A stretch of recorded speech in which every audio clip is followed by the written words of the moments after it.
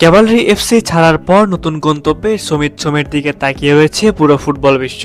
Canadian premier লিগের club Cavalry FC এর সঙ্গে চুক্তির মেয়াদ শেষ করেছেন কানাডিয়ান ন্যাশনাল টিমের সাবেক ফুটবলার ও বর্তমান বাংলাদেশ জাতীয় ফুটবল দলের মিডফিল্ডার সমিত সোম। চুক্তি শেষ হতেই তাকে ঘিরে শুরু হয়েছে নতুন গুঞ্জন। সবকিছু ঠিক থাকলে আগামী মৌসুমে তাকে দেখা যেতে পারে বিশ্বের অন্যতম জনপ্রিয় লিগ মেজর লিগ সকার MLS-এ, যে লিগে বর্তমানে খেলছেন Lionel Messi, Luis Suarez, Sergio Busquets, Rodrigo de পলরা। সেখানে একজন বাংলাদেশি ফুটবলারের সম্ভাব্য অন্তর্ভুক্তি নিঃসন্দেহে রীতিমতো রোমাঞ্চকর খবর। প্রথমে অবাক লাগলেও ফুটবল বোদ্ধাদের মতে সমিত সোমের দক্ষতা, অভিজ্ঞতা ও বহুমাত্রিক ক্যারিয়ার বিবেচনায় এটি একেবারেই অস্বাভাবিক নয়।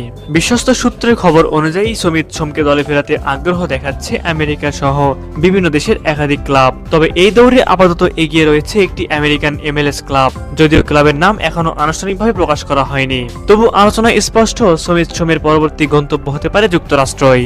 বর্তমানে তিনি ফ্রি এজেন্ট, তার ক্যাভালরি এফসির সঙ্গে আর কোনো চুক্তি নেই।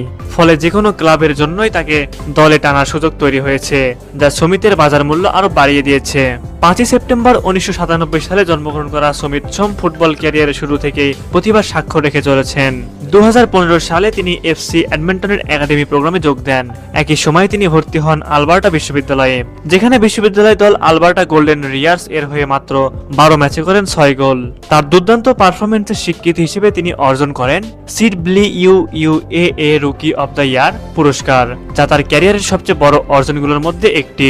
পরবর্তীতে তিনি কানাডিয়ান প্রিমিয়ার লিগের ক্যাভালরি এফসির হয়ে নিয়মিত খেলেছেন এবং নিজেকে একজন নির্ভরযোগ্য টেকনিক্যাল ও ম্যাচ কন্ট্রোল করা মিডফিল্ডার হিসেবে প্রতিষ্ঠিত করেছেন।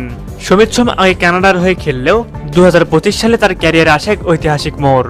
2025 সালের এপ্রিল মাসে তিনি আনুষ্ঠানিকভাবে ঘোষণা দেন তিনি বাংলাদেশের হয়ে খেলতে চান।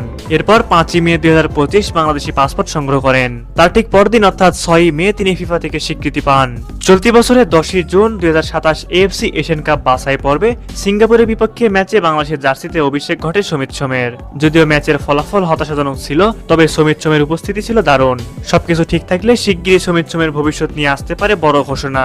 যদি তিনি সত্যি MLS-এ পাড়ি জমান, তাহলে তা হবে বাংলাদেশের ফুটবলের জন্য এক ঐতিহাসিক মাইল ফলক। একই সাথে আন্তর্জাতিক অঙ্গনেও বাংলাদেশি ফুটবলারদের জন্য একটি নতুন দরজা।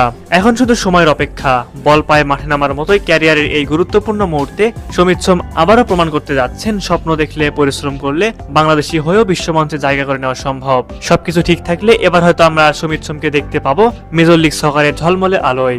সুপ্রিয় ভিউয়ার্স, আপনাদের কাছে কি মনে হয় সমিত সোম পরবর্তী মৌসুম থেকে কোন ক্লাবে খেলবে? এই বিষয়ে আপনারা কি ভাবছেন তা আমাদের কমেন্ট করে জানাবেন।